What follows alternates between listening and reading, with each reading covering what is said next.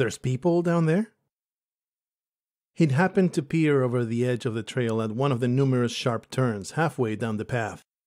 Aaron would have noticed them much earlier if he hadn't been so concentrated on not falling off a cliff. Queg? The Remoran turned to face him. Do you require assistance? I'm all right. Do you notice there are people down there? He wasn't certain that they were actual people. They stood in pairs at opposite sides of the platform, dark, bulky, motionless. They looked more like statues than guards. Why, they are sentries, Queg said. Humans are selective about travelers going into most of their realms. Queg paused, lifting appendages in a placating gesture. Most of the sapiens are, for good reasons. There should... Oh. Aaron looked down again to see what had captured Queg's attention. His breath caught. What the shit is that? I don't know, Queg answered. I have not come across them before. Is it a dinosaur? I do not know what that is. It's got too many legs to be a dinosaur. I wouldn't know. It was a giant lizard, more or less, as big as 2 buses side by side. Trudging on 3 sets of legs up the widest path leading to the plateau, it had an enormous head, a stocky neck, and a long tail that lazily lashed from side to side when it moved. Its body kept low to the ground as it lumbered laboriously up the slope. Oh man, there's more than one? Another one had just made it around the bend. Its hide was a colorful gradient that went from dark brown at the tail, red and orange through their midsection, to bright yellow at the top of the head. Black stripes wrapped around the upper half of their back, while a mane of spine-like white hair covered their necks and patched the back of their legs. The standard sample size to bring in is 5. Queg helpfully contributed. Third and fourth came into view. Stripes and colors varied subtly, as did the shape of their heads. Their unconcerned stare gave the creatures the dim-witted look of mindless cattle. 5 creatures in all were guided by a number of short figures equipped with long prodding sticks. They moved in quick, stop-start bursts of activity, like startled rodents. This is cool, man. I'm cool with this. There's no need to panic, just take it in stride. What are those things? Aaron asked again, 100% calm and collected and not intimidated in the slightest. What's their deal? I mean, is this normal, or... As I mentioned, I haven't encountered these denizens before, but the caretakers are always looking for new exotic pets for their zoos. Reservations, I mean. They could also be bound for research. One doesn't exclude the other. Are the caretakers those little fellows poking sticks at the things? It took a moment for Queg to realize what Aaron was referring to. Oh no, those are just herders, likely hunters looking for favor if it's a good find. He paused, wary. I'm not supposed to talk to you about human factions. They would not be pleased, and in any case everything I say would be inaccurate. Please forget I mentioned the caretakers.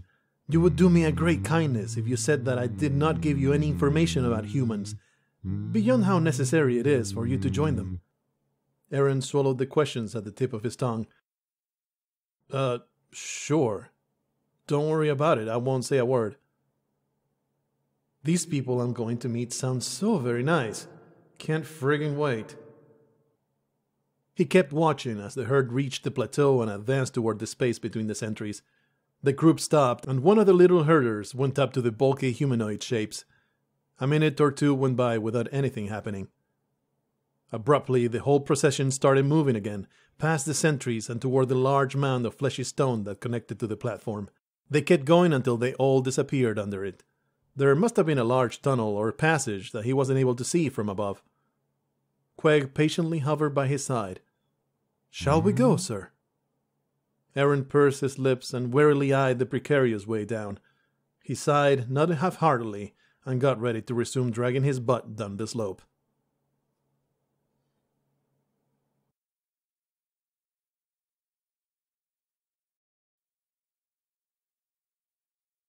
The sentries were not human at all. Oh, they had 2 arms and 2 legs and a head. That's as far as similarities went. Aaron kept on staring at the things that stood some 20 meters away, unwilling to move despite Queg's reassurances that there should be no trouble whatsoever. They're supposed to be intimidating by design, Queg was saying. They remind visitors of the consequences of hostility towards humans. These are definitely not the worst I've encountered. Aaron eyed the pitch-black, 3-meter-tall armor sets, the jagged spikes and malevolent horns, the wicked hand weapons, and the tower shield shaped in the image of contorted visages silently wailing in a perpetual snarl. He turned to face his guide. Queg, I know you're not supposed to tell me certain things, but these people had Chaos Warriors for doormen. I'm not taking another step until you tell me what kind of people these humans are. Queg wobbled uneasily. You need not fear. Nothing will harm you here. You must let me take you to them, sir. The Remerand was almost squirming. The more Aaron learned, the less he wanted to go through with his whole plan. There are no real options for you, sir, Queg went on. Fending for yourself would be all but impossible. Should you encounter other sapiens, they would know right away how defenseless you are, and the truce of the pathways is circumvented whenever it can be done quietly. Even denizens will not be as friendly as I have been. Far from it, if they can get away with it. Other friendly denizens like myself will only behave the same way I have, urging you to accompany them to human realms. Even if you manage to avoid hostile encounters, in isolation you would be likely to lose yourself, or scatter by your own hand. Queg hovered a bit closer, and his appendages reached out in a pleading gesture. Please, Aaron. I cannot say I understand your apprehension. Humans are respected, feared, or worshipped throughout the realms. It has always been so.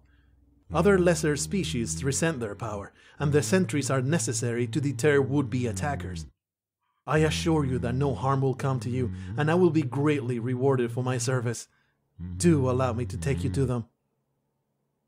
Aaron just stared, indecision plain on his face. It's impossible to make choices when I don't know my ass from a hole in the ground. Nothing has really changed, though. No matter how bad they are, other humans are still my best chance to find her. Don't chicken out now. All right, Queg, he said at the end of a sigh. Lead the way.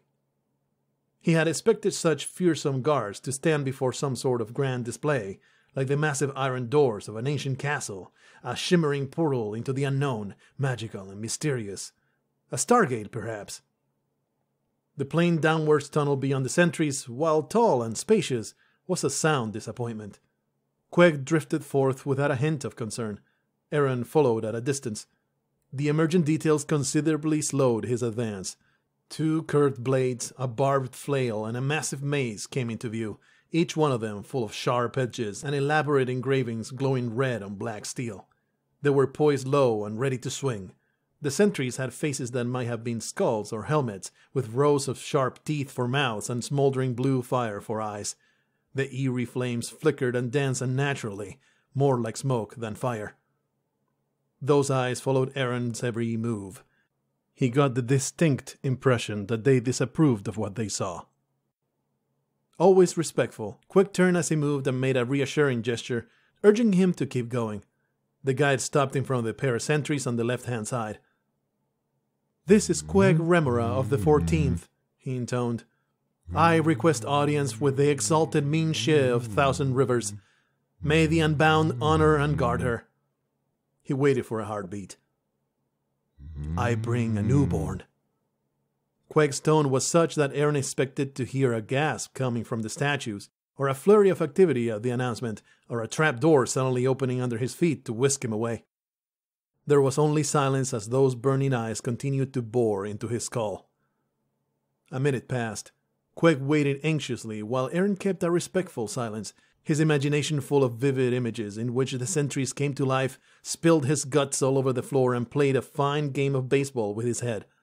He was starting to wonder whether they would have to stand there forever when every one of the nightmarish statues bowed their head in unison. Then they arched their shields outwards in a motion that unequivocally granted passage into the tunnel ahead. No words, no other signs of acknowledgement. Queg bounded ahead without hesitation. Aaron followed, skirting away from the immobile monsters like a kid hurrying out of a dark hallway and into the safe brightness of his bedroom. Excellent, Queg said, visibly pleased with the exchange. We are almost at the end of our short journey. Such fortunate happenstance to have come upon one another so close to Thousand Rivers. I did say there would be no difficulties at this gate. Thousand Rivers is a haven for denizens. The caretakers are just and generous, and I am sure you will find them quite pleasant. Again, I mentioned things I shouldn't. Please forget I said that last part. Mistress Minchet will be most pleased to meet with you. Of that I am sure. Why, I would wager... Catching up, Aaron cut into the alien's chatter. What happens when they refuse entry, Quig? I wouldn't know from experience. He shifted around uncomfortably. They wouldn't invite you in the way they did, I suppose, and you would be expected to leave. If it is decided that you have brought harmful intentions, I have it in good authority that you will be hacked to pieces quite expediently. Of course, you would have to be mad to bring harmful intentions to a human doorstep. It does happen now and then. They all become cautionary tales. More wonderful hints at how very friendly humans were in this place. Aaron tried not to dwell on it. What will be your reward for helping me? Please don't say something like 5 million gold pieces. I don't know if I could handle that. Why, Oh, we are about to enter Thousand Rivers. It will feel peculiar, but do not be alarmed. Aaron looked around the tunnel for any signs that there was indeed a transition into somewhere else. The previously plain walls were giving way to increasingly frequent green streaks, populating random sections of the tunnel like open gashes in the flesh of the stone.